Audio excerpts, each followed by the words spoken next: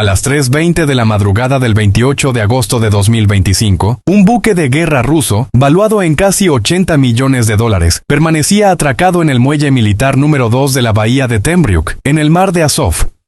Moscú consideraba esa zona como una retaguardia intocable, un espacio seguro a más de 65 millas de la línea del frente con Ucrania. La nave, recién llegada de una misión de ataque con misiles de crucero, se encontraba en fase de reabastecimiento, cargando combustible, enfriando motores y, lo más delicado, recargando su batería de misiles calibre NK, cada uno con un valor de más de $1 millón y un alcance suficiente para golpear cualquier ciudad ucraniana, desde Kiev hasta Lviv. En la cubierta del buque, un pequeño grupo de oficiales brindaba con vodka para celebrar el éxito de la última operación. Parte de la tripulación dormía en los compartimentos, mientras el ambiente parecía relajado y confiado. Nadie imaginaba que, a apenas 6 millas de distancia, se acercaba silenciosamente una amenaza disfrazada de inocencia. Un bote de alta velocidad avanzaba sin hacer ruido sobre el agua. Desde fuera parecía un barco pesquero cualquiera, con lonas grises cubriendo su interior y cajas que simulaban contener pescado fresco. Pero dentro viajaban 2 comandos ucranianos del 73º Centro Naval de Operaciones Especiales, vestidos con chaquetas de pesca y gorras al estilo ruso. Detrás de ellos, en el compartimento de carga, descansaban ocultos 2 drones suicidas FPV modelo Castor, equipados con cámaras de visión nocturna, sistemas de navegación internos que no dependían de GPS y ojivas perforantes de 8 libras. En cuestión de minutos, aquel bote improvisado se convertiría en una plataforma de lanzamiento móvil, capaz de golpear el corazón de la Marina rusa en un sitio que Moscú presumía inexpugnable. El objetivo era el buque de guerra clase Buyan M. Una nave compacta pero letal, diseñada para operar en aguas interiores y lanzar ataques de largo alcance. Cada vez que uno de estos barcos salía del puerto, Ucrania debía prepararse para un nuevo golpe. A veces contra depósitos de combustible, otras contra estaciones eléctricas, incluso contra objetivos civiles. La amenaza era constante, y Kiev había decidido que esta vez no esperaría el próximo lanzamiento. El problema era que el puerto de Temryuk estaba rodeado por un denso sistema de defensas, radares Podlet K1, sistemas de misiles Pantsir S1 y vigilancia activa las 24 horas. Para Moscú era una fortaleza de acero, un refugio donde ningún dron enemigo podía penetrar. Pero esa confianza resultaría un error fatal. Los ucranianos habían estudiado durante semanas los patrones de defensa. Sabían que existía una zona muerta en la cobertura de los radares, justo al ras de la superficie marina. Por ahí deslizarían sus drones. Un espacio tan pequeño y vulnerable que los rusos lo habían considerado inofensivo. A las 3:27 de la mañana, los soldados retiraron las lonas que cubrían el compartimento del bote y activaron los sistemas de los drones. El primero recibió el nombre en clave ROM Tormenta. Su misión era destruir la torre de radar del buque, cegándolo por completo. El segundo, llamado Plata Retribución, debía impactar en el centro de lanzamiento vertical 3S-14, donde reposaban los misiles calibre listos para dispararse.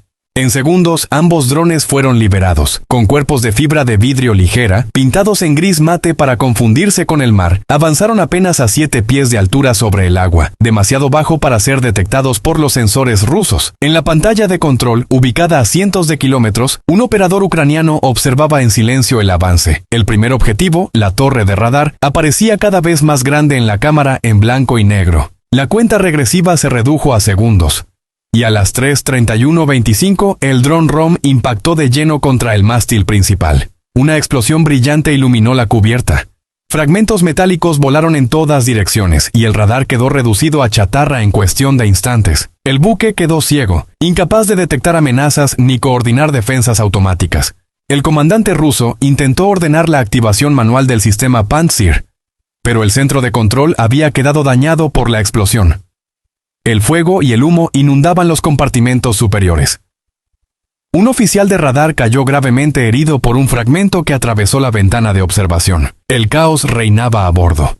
6 segundos después, desde el flanco de babor, apareció Plata Retribución. El dron se abalanzó sobre la cubierta central, donde uno de los lanzadores mostraba la escotilla abierta, con un misil calibre expuesto en prelanzamiento. A las 3:32 en punto, el impacto fue devastador. La explosión arrancó la compuerta metálica y una columna de humo negro se elevó sobre el barco. El sistema de lanzamiento quedó inutilizado. El fuego comenzó a propagarse y el buque empezó a inclinarse hacia la derecha. En pocos minutos, el Buyan M había pasado de ser una amenaza estratégica a una nave herida, incapaz de defenderse ni atacar. La tripulación luchaba por contener las llamas, sellar válvulas y evitar que los compartimentos se inundaran. El mensaje de emergencia enviado por radio a la flota del Mar Negro fue claro: buque atacado, radar destruido, lanzadores dañados, solicitamos apoyo y remolque inmediato.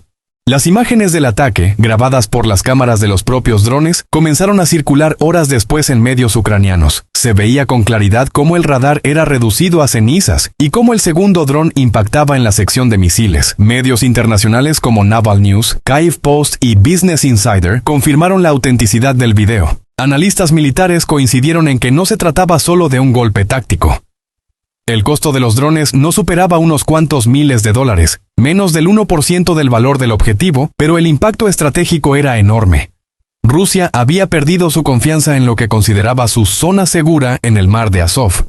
Para Ucrania era otra demostración de la efectividad de la guerra asimétrica, donde pequeños dispositivos no tripulados podían desarmar plataformas de millones con precisión quirúrgica.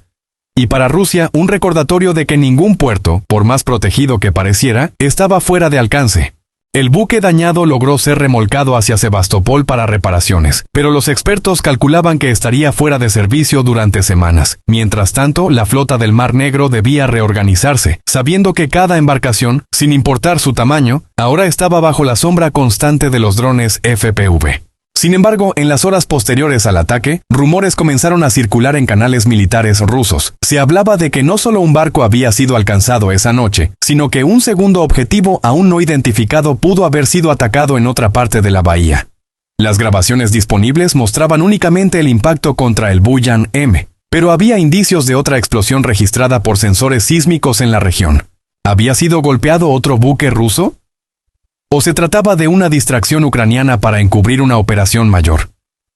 Lo único cierto es que, desde esa madrugada, la supuesta tranquilidad de Temriuk había desaparecido para siempre.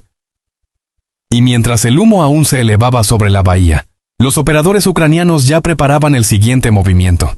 Las primeras horas tras el ataque estuvieron marcadas por el desconcierto en Moscú.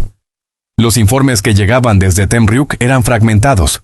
Un buque gravemente dañado, defensas electrónicas fuera de servicio y la posibilidad de que otro objetivo hubiera sido alcanzado. El Ministerio de Defensa ruso ordenó silencio total en los medios estatales, mientras en los canales de Telegram militares se desataba una ola de especulaciones. A las 5:00 de la mañana, los satélites de observación estadounidenses detectaron actividad inusual en la bahía. Un grupo de remolcadores y lanchas de apoyo se movía en dirección opuesta al Buyan M averiado, como si intentaran asistir a otra embarcación. Sin embargo, no había confirmación visual de qué unidad estaba en problemas.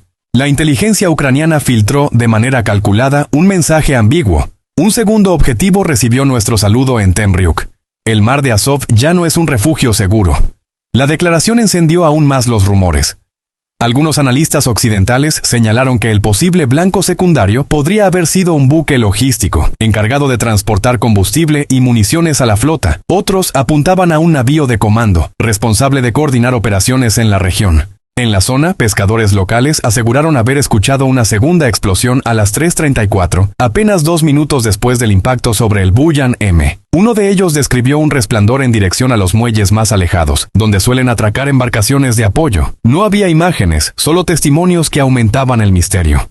A las 7:20, un convoy militar selló los accesos a la bahía. Vehículos blindados patrullaban las carreteras y se prohibió el ingreso de civiles al puerto. Las autoridades rusas intentaban controlar la narrativa, pero cada minuto que pasaba sin una explicación oficial alimentaba la sospecha de que algo más había ocurrido. En Kiev, la operación se celebraba en silencio. Los operadores del 73 Orocentro Naval revisaban una y otra vez las grabaciones de los drones. Aunque solo una transmisión había sido difundida públicamente, había otra secuencia más corta, con imágenes borrosas de lo que parecía una estructura metálica envuelta en llamas. Nadie fuera del círculo de mando sabía con certeza si pertenecía a un segundo barco o a depósitos de combustible dentro del puerto. El misterio crecía. ¿Acaso Ucrania había destruido 2 objetivos en una sola incursión? ¿O todo formaba parte de una campaña psicológica para sembrar paranoia en las filas rusas? Mientras el Kremlin mantenía silencio y los rumores se multiplicaban, una cosa quedaba clara: Temriuk ya no era un bastión intocable. La guerra en el mar de Azov había entrado en una nueva fase, donde incluso en la oscuridad de la madrugada, ninguna sombra estaba a salvo.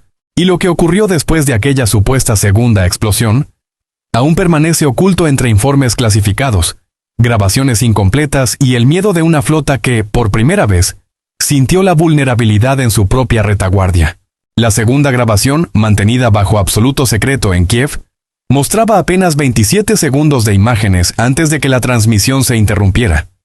En la pantalla, la cámara del dron captaba un muelle lateral iluminado tenuemente por focos amarillentos. Entre las sombras se distinguía una embarcación mucho más grande que el Buyan M. La silueta correspondía a un buque logístico clase Elbrus, especializado en transportar combustible, municiones y repuestos para la flota. El dron, con nombre en clave Sombra Lanza, volaba a ras del agua cuando un destello atravesó la lente. En el cuadro final se veía una llamarada expandiéndose desde la zona de popa, seguida de un estruendo que saturó el audio. Después, pantalla negra. Ese fragmento nunca fue mostrado al público. Solo un círculo reducido de oficiales ucranianos y asesores de la OTAN pudo verlo. En Moscú, mientras tanto, el Ministerio de Defensa mantuvo una línea oficial rígida. Un barco sufrió daños leves por accidente a bordo. Sin embargo, las imágenes satelitales revelaban otra historia. Horas después del ataque, columnas de humo seguían elevándose desde un punto distinto al muelle del Buyan M. Algo más estaba ardiendo. Los servicios de inteligencia interceptaron comunicaciones desesperadas entre comandantes rusos en la zona. El combustible no puede ser transferido, los depósitos están comprometidos. El remolcador no puede acercarse, riesgo de explosión secundaria. El pánico se reflejaba en cada mensaje. Si el Elbrus había sido alcanzado, significaba que la flota entera del mar de Azov perdería capacidad operativa durante semanas. En Kiev, los analistas debatían cómo usar esa información. Revelarlo al mundo podría provocar un impacto político inmediato, pero también arriesgaba a exponer las tácticas de infiltración utilizadas en Temriuk. Mientras tanto, en la costa, pescadores locales subían videos caseros a redes sociales, imágenes borrosas de llamas a lo lejos, destellos en la madrugada, ecos de explosiones. El régimen ruso intentaba censurarlos, pero era imposible ocultar del todo la realidad. El segundo objetivo seguía siendo un misterio para la opinión pública. Un misterio que podría redefinir la balanza de la guerra naval.